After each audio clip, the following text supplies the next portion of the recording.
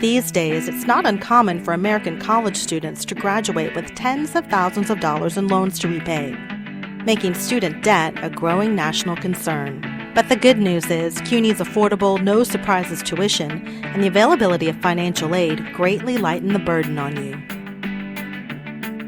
So much so that 85% of undergraduates at CUNY's four-year colleges took no federal education loans for the 2010-2011 school year. That's an exceptionally high number of federal loan-free students compared to other colleges and universities where the number of undergraduates who take out federal loans can go up to more than half. When CUNY students do borrow for their education, they owe less on average at graduation than their peers at other New York institutions, public and private. So let's say you've done the math and borrowing isn't an option but a given to get you through college. Well, borrowing for your college education doesn't have to be a burden if you do it in a way that's in your best interest. Now, of all the types of financial aid out there, loans are the least desirable because you have to pay them back. So, how much should you borrow? Well, before you answer that question, ask yourself this. What kind of job do you hope to get when you graduate? And how much will it pay? There are all kinds of resources out there on salaries. The U.S. Labor Department's Occupational Outlook Handbook will give you information about average salaries. You can also check out the National Association of Colleges and Employers Salary Calculator for information about starting salaries. So, why do you need to know this?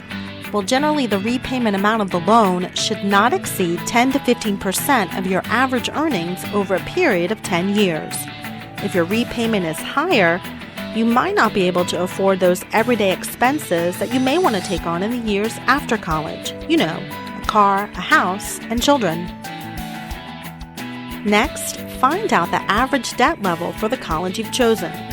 This is important because your loan amount probably will increase as the tuition goes up. And although some colleges will increase your scholarship when tuition rises, others don't have the money to do so.